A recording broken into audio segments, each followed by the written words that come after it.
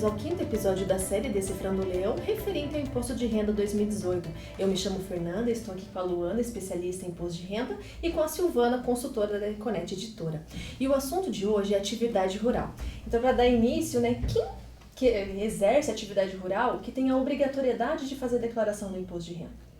Bom, Fernanda, primeiramente nós temos que separar o produtor rural, nas suas atividades habituais, da pessoa física dele, que além da condição que a gente tem ali específica para o produtor rural, que oferiu receita no ano superior a R$ 142.798,50, é necessário observar também se ele, como pessoa física, está enquadrado nos outros critérios de obrigatoriedade da declaração. Existe ali uma dúvida muito recorrente em relação aos bens, se os bens da atividade rural compõem aquele limite de 300 mil para fins de obrigatoriedade da declaração. Nesse caso, se os bens são da atividade rural, estão devidamente declarados lá na fichinha de atividade rural, ficha de bens da atividade rural, esses bens não entram para o limite de 300 mil para efeito de obrigatoriedade de declaração. Certo. E na consultoria tem bastante dúvida nessa diferença de pessoa física e atividade rural? Sim. Uma das principais dúvidas é em relação ao desconto simplificado. No caso, a declaração da atividade rural, para informar na declaração de imposto de renda pessoa física 2018, agora, ele tem a necessidade de dar a condição de realizar o desconto. Nesse sentido, ele pode ser informado na condição de simplificada e, consequentemente, ele pode ser realizada a condição completa. Vale destacar também, em relação à atividade rural, que em 2014, a declaração de 2014 e 2015 eram realizadas por modelo completo. A partir de 2015, 2016, 2017 e 2018, a declaração adotou o critério de poder realizar o desconto simplificado. O que a Silvana trouxe é uma dúvida muito recorrente na consultoria, o produtor rural tem dúvida se ele tem que fazer a declaração só pelo modelo completo ou se ele pode fazer pelo simplificado também. Ele pode fazer pelo simplificado a partir do ano base 2015, exercício 2016, tá? Se ele quiser utilizar os prejuízos da atividade rural dele, que a gente vai comentar um pouquinho mais pra frente, ele vai ter que declarar na ficha de resultado da atividade rural, o prejuízo vai ficar mantido lá e ele vai poder utilizar nos anos seguintes. Essa dúvida que ela falou é se pode ou não fazer pelo modelo simplificado, Na verdade, pode optar pelo desconto simplificado, tá? E declarar devidamente o prejuízo fiscal para depois utilizar. Ah, certo. E Luana, qual seria o conceito de atividade rural? Primeiramente, Fernanda, é importante mencionar que o produtor rural é aquela pessoa física que exerce uma atividade rural em sua propriedade. Quais são essas atividades rurais? Nós temos a agricultura, a pecuária, nós temos também a questão ali de pesca in natura, a pesca mais artesanal, quando é realizada com redes, embarcações pequenas, que não entrem naquela característica de industrial, que a gente vai ver que não é considerada atividade rural, a industrialização de pescado in natura, mas atividades onde o exercício da atividade pelo agricultor é preponderante, Nesse caso a gente pode destacar também a questão da industrialização, Silvana? Sim, é importante destacar em relação à industrialização, desde que ela seja direcionada à atividade rural, porém, o fato a prestar atenção é que o produto não perca a característica de produto in natura. Exato. E a gente também tem aí a suinocultura, a avicultura, a cultura de pequenos animais, produção de mel, Enfim, esse é um exemplo de industrialização que o produtor, ele acondiciona o produto numa embalagem de apresentação, que é o mel, mas não perdeu a característica do produto in natura. Então, esse tipo de industrialização pode ser exercido como atividade rural. É importante lembrar, que o produtor rural, ele não é para fins tributários, ele ainda é considerado uma pessoa física, né? Então, ele vai tributar o seu resultado como pessoa física, né? Que a gente vai ver a seguir aí como que se dá o resultado dele, tá? Mas as atividades em si são essas. Existem outras atividades, né? Mas as mais recorrentes são essas. E da mesma forma que você falou do mel, se o contribuinte ele fizer, né, a pessoa física, ela exercer a moagem de um cereal, por exemplo, né, do milho, né, uma moagem desses produtos. A moagem, então, também é da mesma característica do mel, ele também vai ser tratado como atividade. Acaba não perdendo as características do produto in natura. Ah, certo. E quais seriam os exemplos de atividades que não são atividades rurais? Certo. A extração na propriedade rural de metais preciosos, tá? Exemplo de pedras preciosas, minérios, terras também, né, calcário, enfim, que faça essa extração da atividade da propriedade rural, tá? O que a gente também não tem mais como atividade rural a comercialização de produtos de terceiros, tá? Inclusive produtos rurais de terceiro, ou seja, a compra e a venda de produtos rurais não é considerada mais atividade rural. E existe também uma questão importante em relação aos bovinos, né, rebanho. Quando o rebanho ele é mantido em poder do contribuinte, do produtor rural, por um período inferior a 52 dias no caso de regime de confinamento, ou 138 dias nos demais casos, se perde a característica da atividade rural, já não é mais considerada atividade rural. Importante lembrar também em relação à exposição de animais em feiras, né, onde mais o prosseguimento agropecuário, mas não caracteriza a atividade rural, né? Os prêmios recebidos em concursos também não são atividade rural, tá? A gente pode conceituar aí também que outras situações que não são da atividade rural, elas vão ter um critério para ser observado como serão tributadas, né? A gente falou no episódio passado de autônomos, né? Verificar se talvez não se enquadre numa característica de autônomo, carnê-leão, daí tributando nesse caso, né? Ou retenção na fonte, no caso de recebimento de pessoa jurídica, o exemplo dos prêmios, né? Receber um prêmio vai ser tributado na fonte, muito provavelmente quem paga o prêmio é uma pessoa jurídica, vai fazer a retenção na fonte. Então, observar com cautela, né, o que se enquadra como atividade rural e o que não se enquadra para não ocorrer nenhum problema aí durante o ano e muito ainda na declaração do imposto de renda, tá? Caso a pessoa tenha recebido uma herança referente a produtos rurais, a gente sabe que acontece isso também, né? Devido, né, à demanda e até mesmo o processo produtivo, né, que demora e acaba que acontece oferecimento, algo nesse sentido. Ele recebe uma herança. Esse valor dessa receita que ele tem sobre essa herança, ele vai fazer a tributação também? Vai depender se o herdeiro vai prosseguir com a atividade rural. Tá? Se ele prosseguir, ele vai, sim, quando da venda desses produtos, submeter a tributação como receita da atividade rural. Caso contrário, ele classifica, né, toda essa herança ali, vamos supor que ele recebeu bens, né, enfim, ele vai lá, identifica na ficha de bens e direitos dele, tá? E quando vender, né, esses bens ali da atividade rural, ele apura ganho de capital. Né, quando não exerce mais atividade rural. Agora, se vai continuar, prosseguir ali com atividade rural, daí, quando vende, é considerado receita da atividade rural. Certo. Silvana, lá na consultoria, quais são as atividades que geralmente eles perguntam mais para vocês e, na verdade, elas não são consideradas atividades rurais? O que é perguntado muito na consultoria é em relação à industrialização de bebidas, né? Como, por exemplo, bebidas alcoólicas, fabricação de vinhos. Esse é um questionamento muito realizado na consultoria federal. Outra é em relação à atividade de turismo.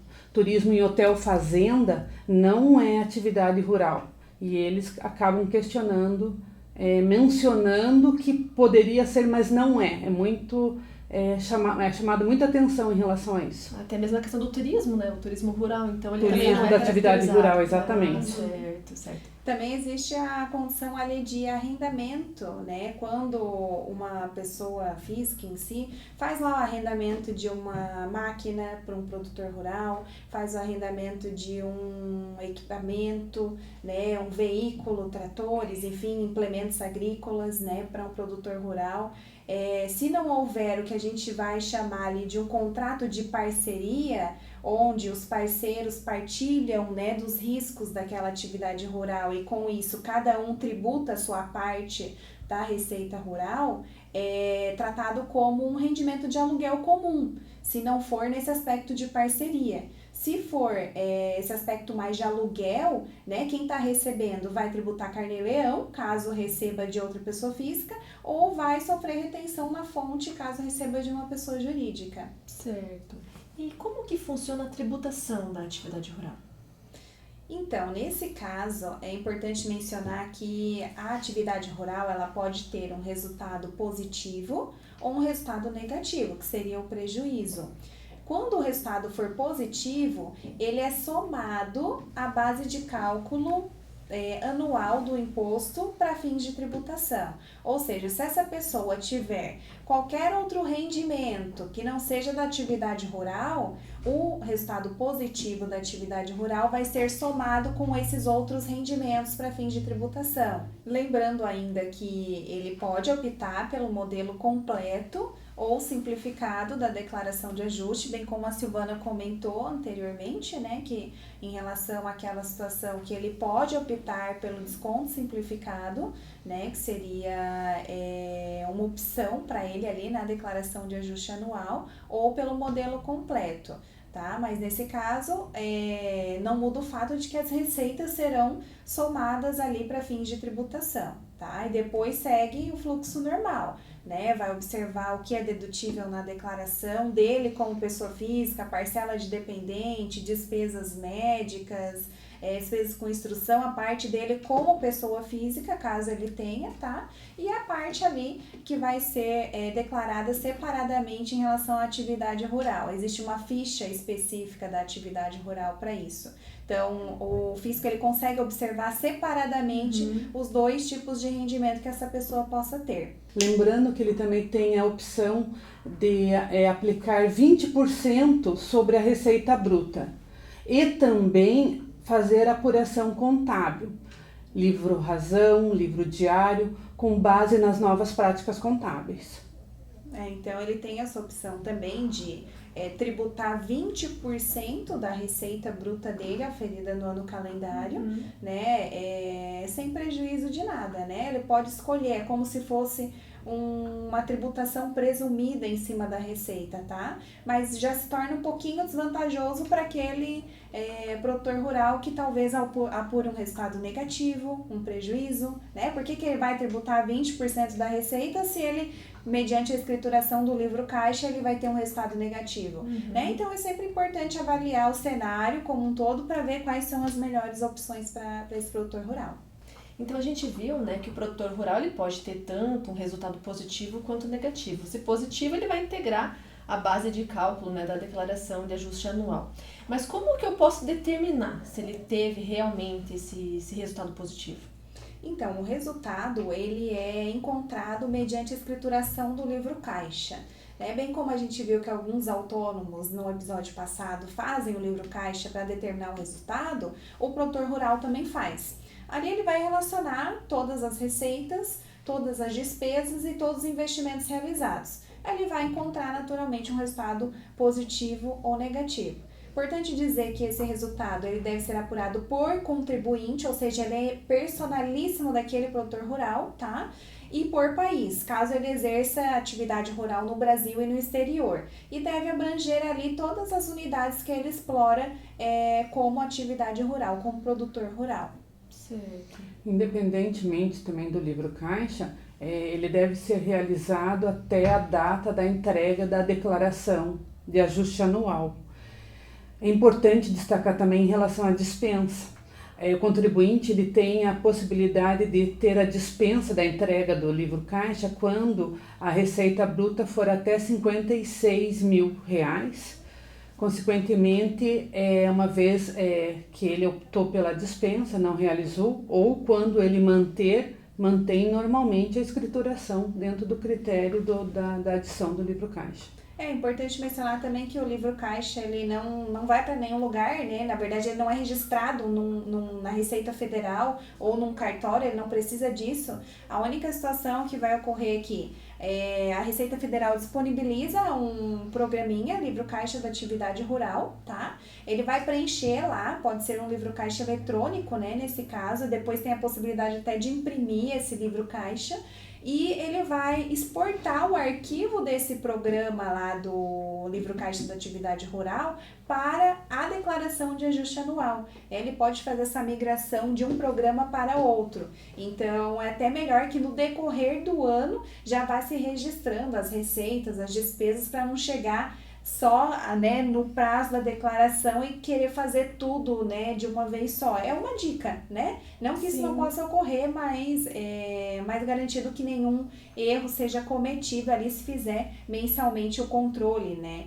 E se entrar no caso de dispensa, né, no caso da receita bruta no ano calendário ser de até 56 mil, tem que se manter ali toda a guarda da documentação comprobatória, porque eu não vou ter livro caixa, mas eu preciso manter toda a documentação, as notas de aquisição, né, os documentos que amparam ali as vendas e tudo mais, tá? Então, documentos hábeis e idôneos, sempre contendo ali as partes que estão transacionando, o valor, a data, os produtos em si, o que se está comercializando, enfim, né, ou se adquirindo, para ter toda essa documentação ali à disposição do fisco. Até mesmo como você colocou, né, a gente em todos os episódios a gente está comentando isso, né, a questão do documento hábil idôneo, a nota fiscal, o recibo. Então é importante, né, que o contribuinte mantenha, né, isso guardado para justamente encaminhar para o seu contador e o seu contador fazer a declaração de uma forma correta. Então, e lembrando também que se quiser compensar prejuízo, tá, né, naquele caso resultado negativo, é obrigatório ter um livro caixa. Aí nesse caso não tem dispensa, mesmo que a receita seja de até 56 mil. E quais são as receitas da atividade rural? A receita da atividade rural são aquelas que são da venda do produto da atividade rural. Como, por exemplo, eu sou da atividade da agricultura, eu planto batata. Então, a venda da batata é o meu produto da atividade rural. Sim. Existem outras receitas também que integram a atividade rural, tá? Existe um rol específico na Instrução Normativa 83 de 2001 e eu vou citar algumas, tá? Como, por exemplo, o produtor rural adquire lá um trator, deduz aquela despesa como investimento da atividade rural. Se porventura algum dia ele vier a vender este equipamento, esse trator, ele vai considerar a receita da atividade rural. Existe uma regrinha básica. Tudo que eu considero como despesa ou investimento na atividade rural e venho a vender depois é considerado receita da atividade rural. Também é tributado como receita da atividade rural. Qualquer transferência a título de integralização de capital, vamos supor, o produtor rural vai participar de uma empresa. Ele vai integralizar a parte dele com algum bem da atividade rural, vamos supor. Essa integralização de bens numa empresa, né, com um bem da atividade rural, também vai ser considerado receita da atividade rural. Outra situação muito comum, permuta entre produtos rurais, a permuta também é tributada. E por último, gostaria de mencionar as sobras líquidas de cooperativas, né? Vamos supor que o produtor rural participe de uma cooperativa, ao final do exercício ali a cooperativa distribui sobras líquidas, essa sobra líquida também é considerado receita da atividade rural. Então ele tem que se atentar com relação aos bens, né, que você mencionou. Exato. Se ele considerou como despesa da atividade rural. Exato, essa regrinha é bem importante, tá? Porque o produtor rural, principalmente em relação aos bens ou benfeitorias, né, na propriedade rural, ele pode considerar como investimento, mas também poderia manter isso na ficha de bens e direitos da pessoa física dele. tá? Mas geralmente aí ocorre a dedução, né? Que são valores até expressivos, Sim. né? Se considera ali como uma dedução, né? Na atividade rural, e se porventura algum dia vender esses investimentos, né? Ou até mesmo as benfeitorias, são considerados receita da atividade rural. Certo. Considerando o exemplo que a Silvana deu do vendedor de batatas, né? E se essa venda ela for a prazo? Se a venda for a prazo, só vai tributar quando receber as parcelas. Também existe essa condição, tá? Mas é bom a gente diferenciar a venda a prazo do venda para entrega futura. Né? A venda para entrega futura, você só vai tributar quando entregar o produto. Né? Vamos supor, já vendi, já recebi, né? Mas não vou tributar ainda porque não entreguei o produto, tá? Então, venda a prazo, já vendi, já entreguei, só vou receber a prazo. Vai tributar à medida do recebimento das parcelas. Vendi, recebi, mas só vou entregar o bem no outro exercício. Só vou tributar no outro exercício quando entregar o bem. Certo. E se eu mantenho isso estocado? Então, eu não fiz a venda, mas eu tenho aquilo lá estocado para uma venda futura, né? Como que funciona daí? Nesse caso, eu vou informar lá na declaração de ajuste, na ficha da atividade rural, consequentemente não vou mencionar valores. Vou deixar o produto destacado nessa ficha da atividade rural, mas não informo valores. Mas eu vou ter que separar por produto ou eu coloco de uma forma geral, assim, sacos de cereais, por exemplo? De forma discriminada o produto. Discrimina cada produto a produto, a quantidade do produto, né? Mensuro a descrição do produto, mas não menciona valores. Até mesmo menciona valor porque não se sabe qual vai ser o valor de venda, né, para aquele produto ainda. Né? Então, até o exemplo da Silvana ali, ainda puxando para o produtor de batatas. Vamos supor que ele produza também legumes, verduras. Ele vai separar ali na ficha de bens da atividade rural por espécie. Eu tenho 50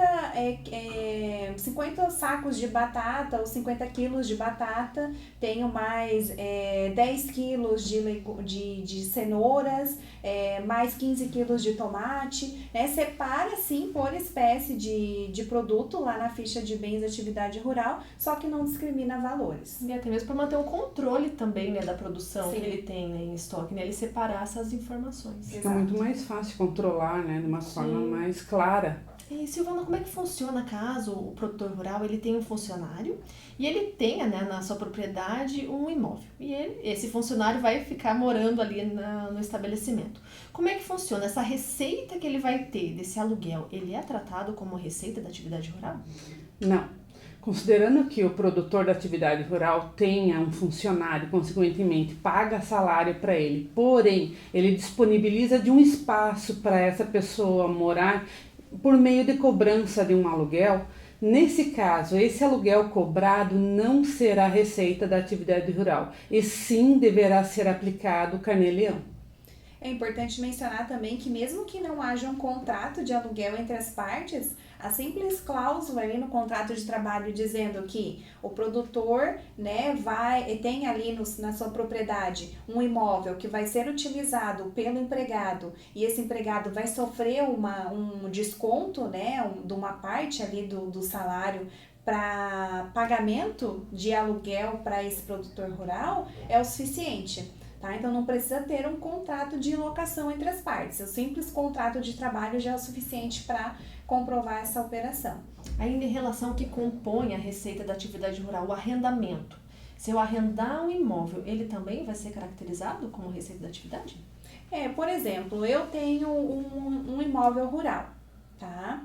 E eu estou arrendando para uma pessoa que vai exercer a atividade rural lá no meu imóvel, tá? Então, vão ter duas situações. Se eu vou participar junto com ele da atividade rural, que daí eu entro como parceiro, né? Eu recebo um rendimento em função do resultado da produção, enfim, eu partilho dos riscos e benefícios da atividade rural. Nesse caso aí, eu vou tributar este arrendamento como receita da atividade rural, como parceiro, tá? Ou, porque daí eu vou estar recebendo, né, valores proporcionais aos frutos daquela produção, Ou se simplesmente eu arrendo o meu imóvel e falo, não quero saber qual vai ser o resultado da atividade rural. Eu quero um valor fixo mensal a título de arrendamento. Nesse caso, eu vou tratar essa receita como um aluguel.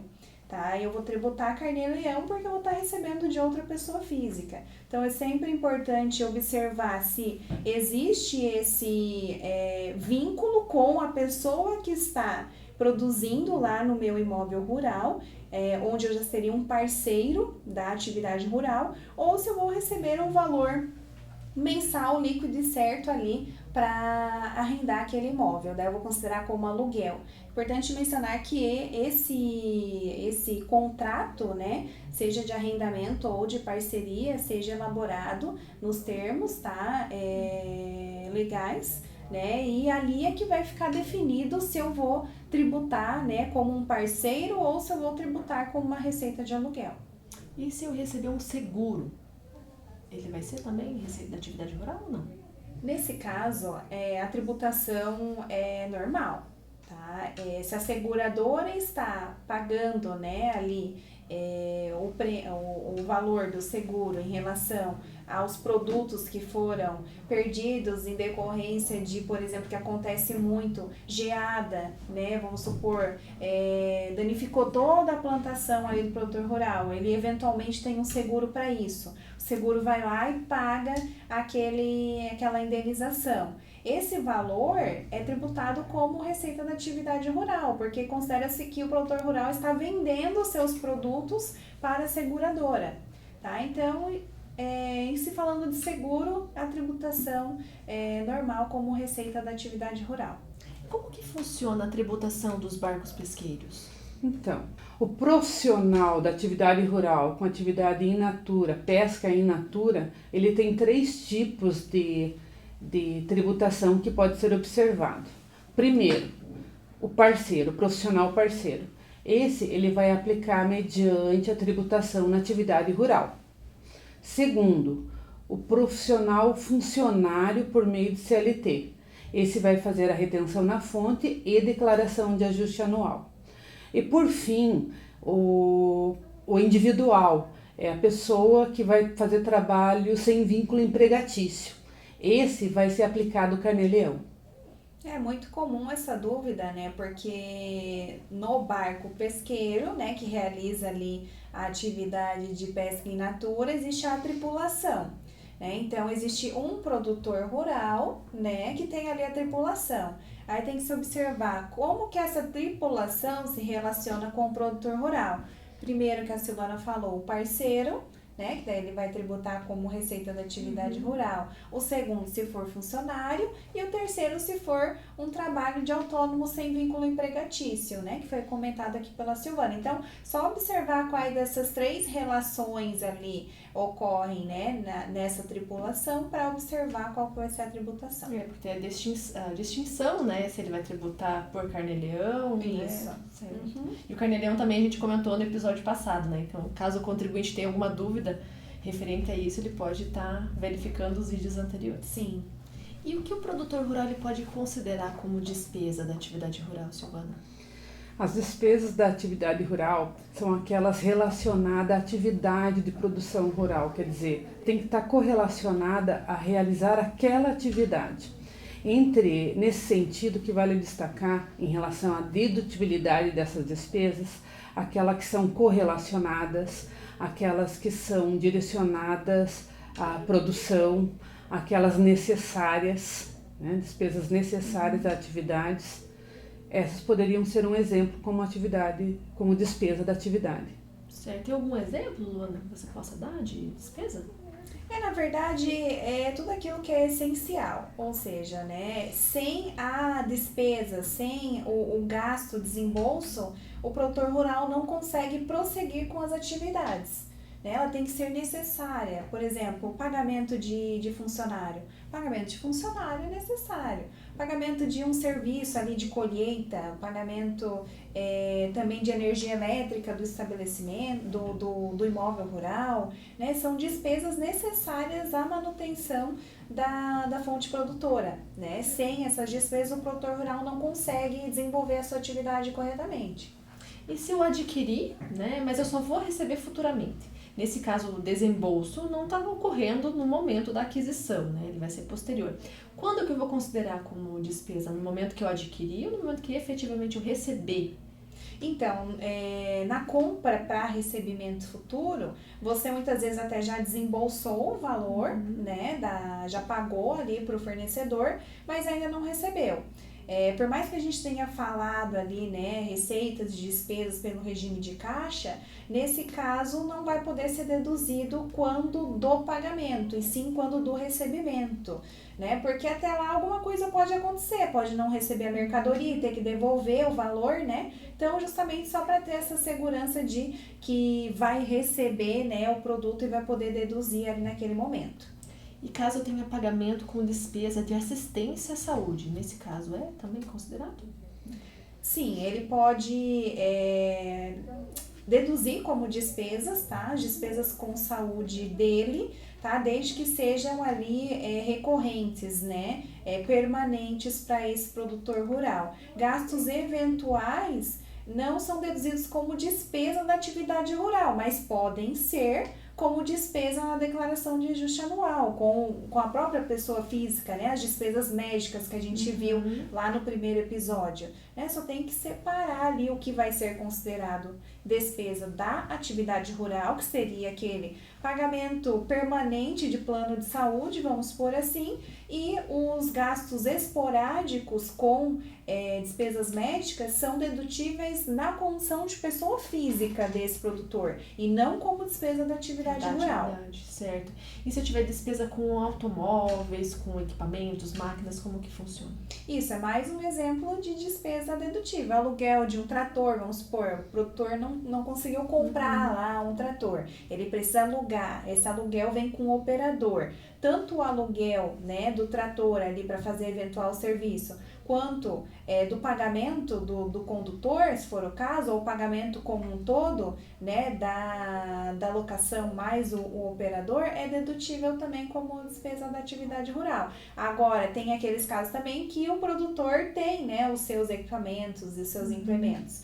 O que ele gastar com peças de reposição, combustível, lubrificante, manutenção desse veículo é despesa da atividade rural também. Ainda em relação, né, ao condutor, né, que você comentou, que ele aluga, né, o equipamento e aluga, o condutor também ele vai fazer a parte, vai integrar, né, efetivamente. Essas despesas com prestação de serviço, essa ou entre outras também prestações, ela também é despesa dedutível para ele? Né? Sim, prestação de serviço, despesas de custeio, tá? É considerado mais aqueles serviços para realização da atividade rural, né? Vamos supor, precisei contratar algumas pessoas para a época de colheita, né? Porque às vezes num período que antecede a colheita eu não preciso manter muitos funcionários, né? Eu tenho 1, 2 funcionários, mas na colheita eu preciso chamar mais pessoas para ajudar. Né? Então, esse é um serviço que vai ser contratado. Nesse caso, muito provavelmente vai vir um autônomo ali prestar o serviço. Aí entra no caso que a Silvana comentou aqui, de quem está recebendo tributar carne e leão, mas quem está pagando pelo serviço, que é o produtor rural, vai considerar também como despesa da atividade rural. Podem ser classificados como serviços também atividade de acondicionamento, atividade de armazenagem de produtos rurais, assistência técnica, também a destruição de plantas e animais nocivos na atividade rural. Também pode ser considerado serviço pulverização, né, de plantas e propriedade rural, né? Precisou contratar lá uma pessoa para pulverizar lá determinado inseticida ou qualquer outro tipo de produto utilizado, né, na produção rural, na plantação, tá? Contratou lá uma aeronave com o piloto, ele vai pulverizar lá o produto, né? Então esse também é um serviço considerado como uma despesa de custeio na atividade rural.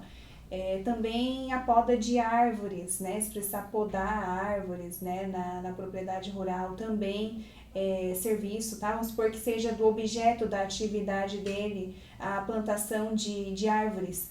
em determinado momento ele vai ter que podar, né, para poder comercializar. Então essa poda também é despesa da atividade rural. Depende muito da atividade, sim, né? sim. Então o produtor rural vai ter que verificar a sua atividade e se as despesas são realmente necessárias, né? Entra o critério ali do essencial, né? Tem que ser essencial para a exploração daquela atividade. E como que funciona a devolução de compra? Devolução de compra, no caso, se ocorrer no ano calendário, ela vai ser deduzida da despesa. Se ocorrer no ano calendário seguinte, ela vai ser classificada como receita. Por quê? Porque se foi descontado no ano anterior, consequentemente no ano subsequente deverá ser agregado à receita. E o que o produtor rural ele pode considerar como investimento na atividade rural? Então, Fernanda, bem como a despesa de custeio, o investimento também é dedutível, né, na apuração do resultado da atividade rural. Só que o investimento, ele é um pouquinho diferente da despesa de custeio. Enquanto a despesa de custeio está para a realização da atividade rural, o investimento está para a expansão e a melhoria da produtividade rural, né? Então, tem essa sutileza ali na diferenciação. Enquanto um é mais para operacional, para realizar a atividade rural, o investimento ele já é mais destinado à expansão da atividade rural ou à melhoria significativa da produção rural, né? Que seria algo mais duradouro, digamos assim, né? A gente tem alguns exemplos do que seria investimento. Por exemplo, aquisição de tratores, máquinas, motores, implementos agrícolas, bens que tenham vida útil superior a 1 ano, que daí ele já não se enquadra mais como uma despesa comum, ele já se enquadra como um investimento, tá? Serviços mais técnicos que visem a elevação da produtividade. Vamos supor que o produtor rural contrata ali um agrônomo para ajudar a pesquisar, né, alguma forma de aumentar a produtividade no segmento dele, é um investimento também. Outro investimento é a construção de um barracão para armazenagem dos produtos da atividade rural, a melhoria de uma matéria-prima, de um produto onde eu vou utilizar um profissional agrônomo e ele vai trazer benefícios para esse produto para eu poder realizar a minha atividade rural. As benfeitorias ali que a Silvana estava comentando, né, que se fazem em cima da propriedade rural, seja o galpão, conforme ela citou, sejam casas para trabalhadores, sejam espaços de lazer para os trabalhadores, né? Esses gastos aí com casas, com áreas de recreação para os trabalhadores, eles são considerados investimentos, porque visam ali a melhora da produtividade rural, porque querendo ou não, esse produtor rural ele vai se tornar mais competitivo, né, oferecendo casas para moradores, oferecendo área de recreação para moradores, tá? Isso eleva, né, a categoria desse produtor rural, eleva a condição socioeconômica dele, então isso também é investimento. Vacinas também para a produção rural, também é investimento. Compra de equipamentos como tratores. Isso, né? Foi citada a compra de tratores, também a compra de pastagens artificiais, né? Compra de mudas especiais, né? Que vão trazer ali a condição da produção, tá? Mudas certificadas, né? Situações mais específicas que trazem ali essa condição de investimento. Fora isso, a gente considera como despesa de custeio. E tem investimento, né, com aparelhos de comunicação também, a gente pode citar. Isso, né? No caso de barcos, né, que a gente estava citando até um momento atrás, tudo que eu precisar para equipar aquela embarcação, né, com equipamentos de comunicação, sondas, radares, bússola, né, também, bússolas, Até também. aquisição de animais, né, dependendo do animal você vai utilizar para produzir um Pra sêmen, reprodução. né?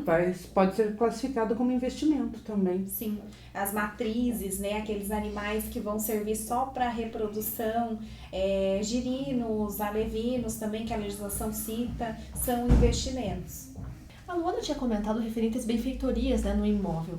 E caso seja necessário fazer uma estrada, para justamente a locomoção ser facilitada, também ela é caracterizada? Sim, Fernanda. A estrada também pode ser utilizada sim, porque ela vai ser utilizada para benfeitorias do espaço, né? Consequentemente, um trator vai poder passar para chegar à atividade, para realizar a atividade, um caminhão para facilitar a locomoção dos produtos, né? A entrada e a saída do local. Certo, e até mesmo a bolsa, né, que você tem gasto, né, bolsa de estudos. Sim. Relacionados à atividade rural, também ela é caracterizada como investimento? Sim, como por exemplo, bolsa de estudo para o agrônomo que vai realizar atividade, para um contador que vai realizar atividade contábil na atividade rural. Isso, essa dúvida é muito recorrente, né? Porque o produtor rural ele precisa de algumas pessoas especializadas ali para também poder gerir toda a atividade, né? Agrônomo, vamos supor que ela contrate, queira dar uma formação para esse agrônomo, né? A bolsa de estudo que ele paga também é considerado investimento. Aí vamos supor que ele tem uma lojinha ali também, né? No estabelecimento da propriedade rural. Essa lojinha vai precisar de um gerente, né? Se quiser dar uma bolsa de formação para aquele gerente de administração, finanças, enfim, também é considerado investimento. E o próprio contador, caso o produtor rural tenha, né, um contador próprio. Aí, nesse caso, a bolsa que for paga também para a formação do contador também é dedutível como investimento. São inúmeras, né, as possibilidades. Sim, né, de aí vai depender investimento. do segmento dele, para quem que ele vai, né, pagar a bolsa, mas importante, tem que estar relacionado com a atividade, né? Enfim, aí é uma análise caso a caso que tem que se fazer. E a terra nua, ela é considerada como investimento também ou não? A terra nua não, Fernanda. A terra nua é o espaço, né, da propriedade rural despojados de qualquer benfeitoria.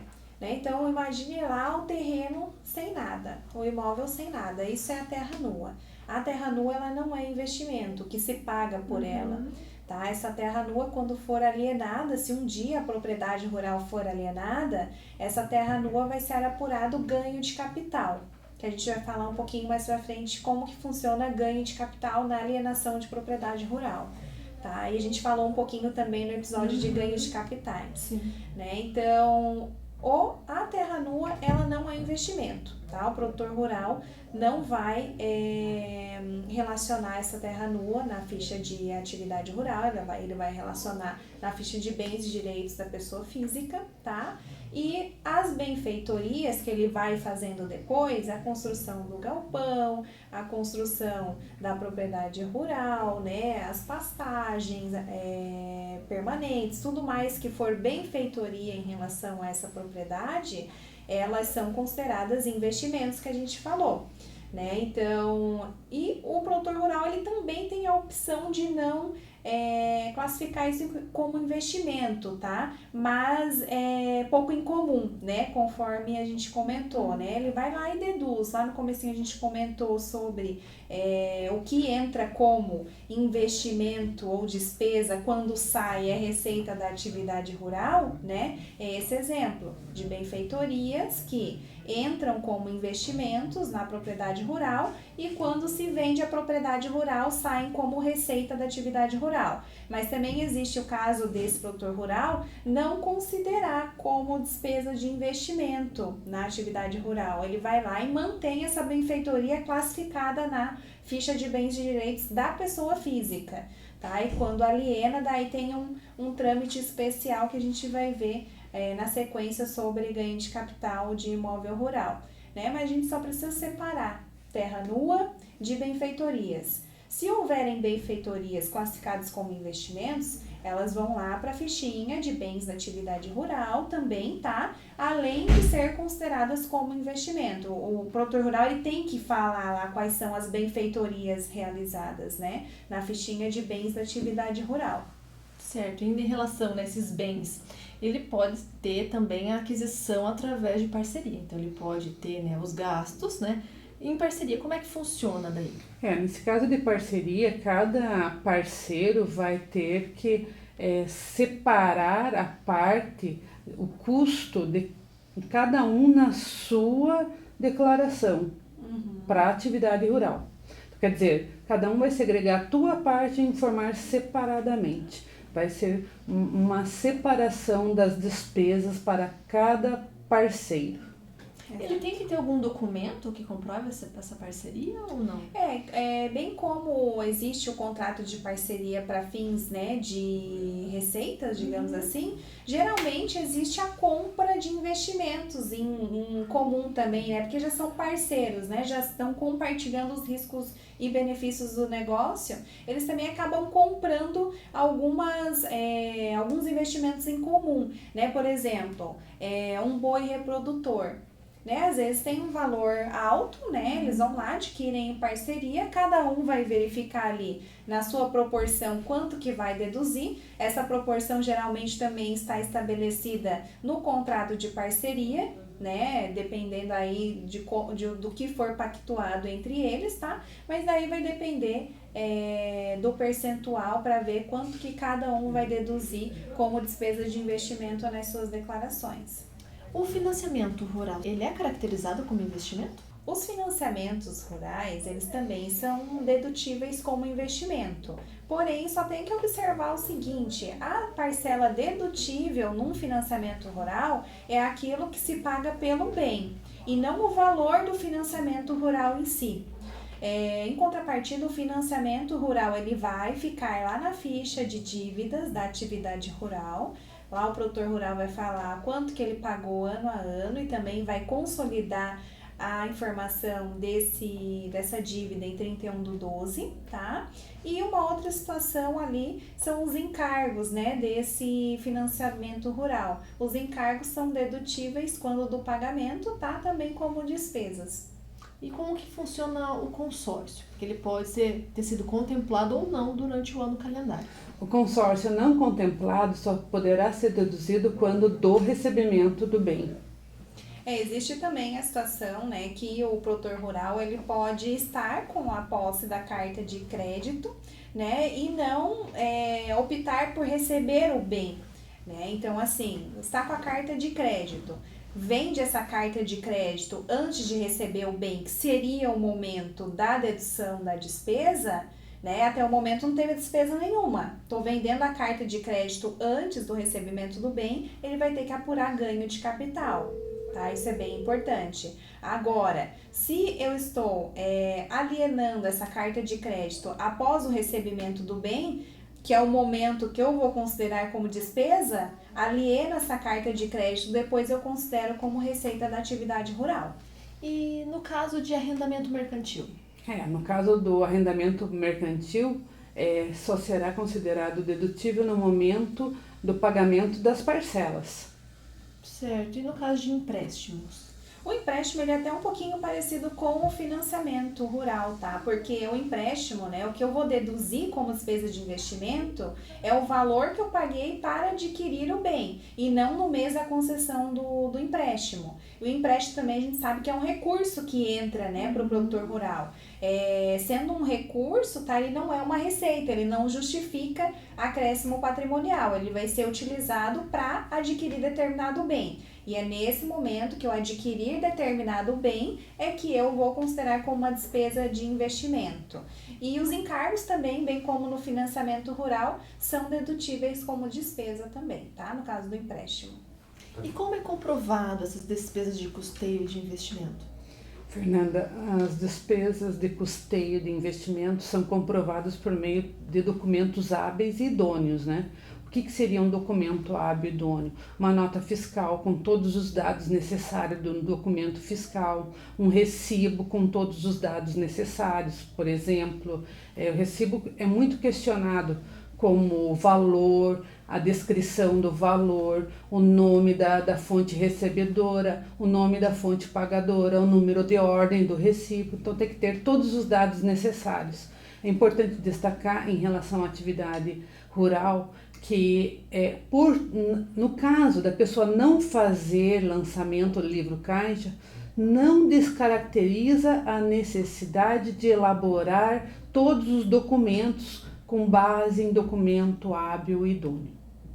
Exato. A gente falou muito, né, da receita, né? E caso ele tenha prejuízo, como que é feito essa... O prejuízo, ele fica guardadinho lá no livro caixa, né? O livro caixa, que pode ser escriturado de forma eletrônica, vai ser transportado para a declaração de ajuste anual, lá na fichinha de atividade rural, resultado da atividade rural, ele vai para lá, ele vai ficar mantido lá, tá? Esse prejuízo, ele pode ser compensado em anos calendários posteriores, tá? Não tem um limite de anos calendários posteriores que eu possa utilizar ele e nem um valor de limite do prejuízo, ou seja, eu posso compensar já no próximo ano 100% do meu prejuízo, eu não preciso ficar utilizando em partes, tá?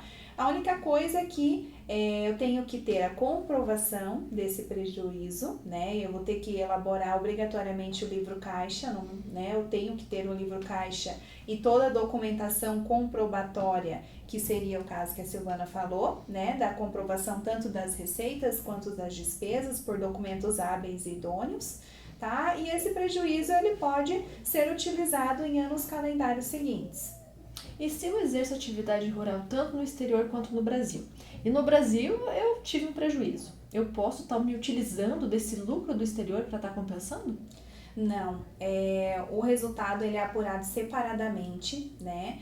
Conforme a gente falou lá do livro caixa, que ele é feito separadamente por contribuinte, por país, né? Em consequência disso, eu não posso pegar o prejuízo do Brasil e compensar no lucro do exterior, ou pegar o prejuízo do exterior e compensar no lucro do Brasil, tá? Então, eles podem ser utilizados, né? Mas nas respectivas atividades, nos respectivos países. Prejuízo do Brasil compensado com o lucro do Brasil e prejuízo do exterior compensado com o lucro do exterior. Ainda em relação a isso, né, do exterior, então eu tenho que estar separando na minha declaração o que seria do Brasil e do exterior. Tem, lá na fichinha de atividade rural, né, nas receitas e despesas de atividade rural e na apuração do resultado, a gente tem lá a separação por Brasil e exterior. E daí eu vou ter que estar convertendo esse valor para dólar daí? O resultado da atividade rural exercida no exterior, ela é convertida pelo dólar, tá? Então, assim, primeiro, né, se eu estou exercendo a atividade rural em algum país que não tenha conversão para o real, né, alguma moeda que não tenha conversão para o real automaticamente, eu tenho que fazer primeiro a conversão para dólar, que é uma moeda mundial, né? Todos os países têm conversão para dólar, converte para dólar e depois converte para reais. Qual que é a taxa do dólar que vai ser utilizada? É a taxa para a compra de 31/12 do ano calendário referência da declaração. Essa taxa ela é divulgada pelo Banco Central do Brasil. Certo. E caso eu tenha pago imposto no exterior, esse valor pode ser compensado na declaração do imposto de renda? Então, Fernanda, nesse caso, eventualmente, se está se exercendo uma atividade no exterior, muito provável que exista uma tributação lá também, né? E seria o famoso imposto pago no exterior, se ele é compensável ou não aqui no imposto devido no Brasil. Então, existe primeiro uma regrinha básica, verificar se o país que eu exerço atividade rural tem acordo com o Brasil para evitar a bitributação, ou se o país tem reciprocidade, né, entre países em relação às rendas, tá? Primeira situação é observar isso. Ok, tem, né, o acordo ou é um país que tem reciprocidade, parte para a segunda análise. Eu vou ter que calcular o imposto devido no Brasil com a inclusão dos rendimentos auferidos no exterior e sem a inclusão. A diferença entre um e outro vai ser o meu limitador para compensar o imposto pago no exterior, tá?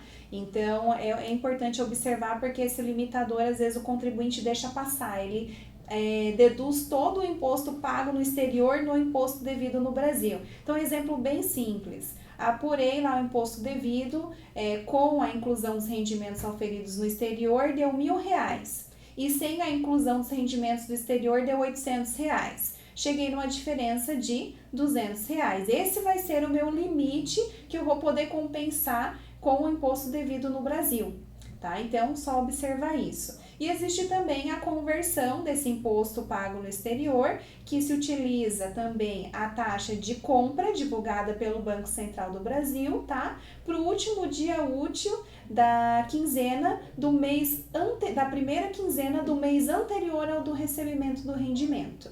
E a particularidade em relação à tributação, caso o produtor seja residente do exterior? Sim, Fernanda.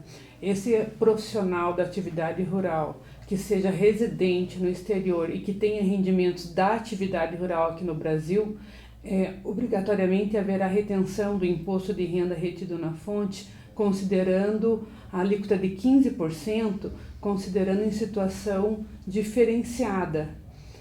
Vale destacar também que esse retido na fonte vai ocorrer no momento da remessa para o exterior. Isso, a regra geral é que haja a retenção na remessa de 15%, né, dos resultados.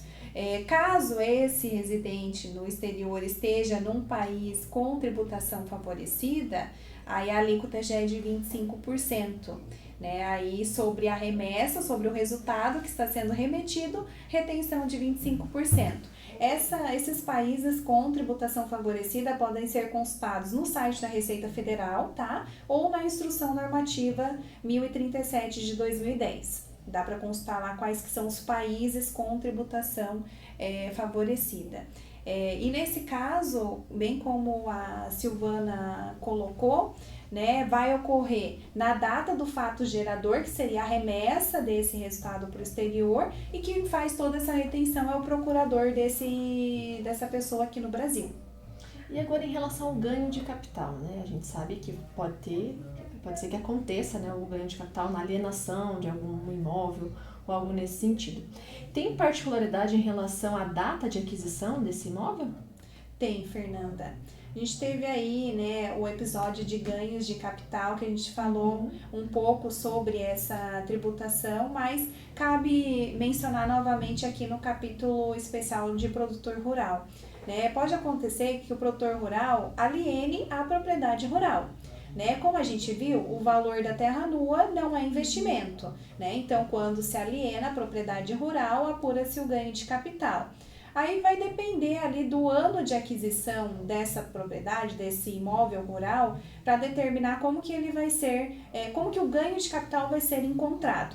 Né? Imóveis adquiridos até 31/12/96, pega o valor de alienação e o custo de aquisição. Encontra o ganho de capital, aplica os fatores de redução que a gente viu, né, no episódio passado e apura o imposto de renda sobre esse ganho. Mas também depois que entrou o advento do ITR, tá, a Receita Federal também começou a dar um tratamento diferenciado para imóveis rurais adquiridos a partir de 97. Aí qual que é o ganho de capital que a Receita Federal considera? O valor da terra nua, declarado no DIAT do ano de aquisição e do ano de alienação. Esse DIAT está dentro da declaração do ITR, que ele é apresentado ali em meados de setembro de todo ano. Então, se o produtor rural, por exemplo, comprou o imóvel rural em janeiro de 2017 e está alienando lá em setembro de 2017, depois da entrega do ITR, tá, do DIAT em si, ele vai considerar ganho de capital zero, porque o VTN do ano de aquisição é igual ao VTN do ano de alienação. É um VTN só que ele vai declarar na declaração do ITR, né? Então, não há ganho de capital. Então, por qualquer valor que ele venda, né? Vamos supor, vendeu lá por 1 milhão. mas declarou o VTN lá de 500 mil, essa diferença de 1 milhão para 500, que é os outros 500, vai ser declarado como rendimento isento na declaração de ajuste anual, né? Então, essa questão aí, ela pode ser usufruída, desde que tenha sido apresentado o DIAT dos anos de aquisição e dos anos do ano de alienação. Caso contrário, se aplica ali o ganho de capital normal, o valor de alienação menos o custo de aquisição. Ainda em relação, né, ao ganho de capital e as benfeitorias. Em relação a investimentos, deverá ser observado como foi declarado. Se foi declarado investimentos na atividade rural ou se foi declarado na declaração de ajuste da pessoa física que é o profissional da atividade rural. Isso a gente comentou ali quando estava falando de investimentos, né? Que ele tem a opção de considerar como despesa de investimento. Aí quando sai, né, quando aliena a propriedade rural, essa benfeitoria que antes foi considerada despesa de investimento, sai como receita da atividade rural, esse é o ponto 1.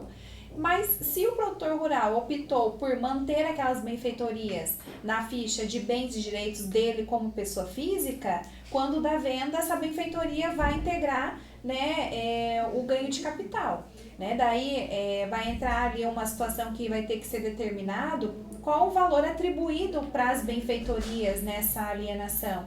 Porque se for um imóvel rural adquirido a partir de 97, a gente sabe que é o VTN, né, do ano de aquisição e do ano de alienação, quando tiver entregue ali a declaração de ITR com o DIAT, né? Aí, nesse caso, o valor atribuído à benfeitoria naquela alienação vai ser somado com o VTN do ano de alienação, tá? Então, é muito importante também se estabelecer qual que é o valor de benfeitorias numa alienação da propriedade rural, porque se não houver estipulação do que corresponde às benfeitorias, vai ter que ser feita uma proporção.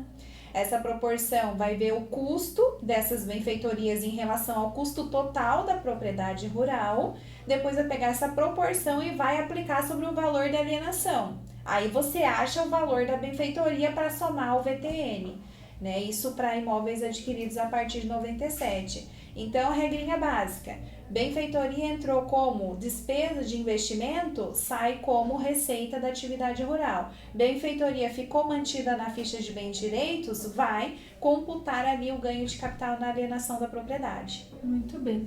E nesse episódio, né, de atividade rural, a gente teve a participação da nossa cliente, que é a Neuza. A dúvida dela é: existe a obrigatoriedade em declarar no Imposto de Renda 2018 a dívida oriunda de processo judiciário com o Fundo Rural?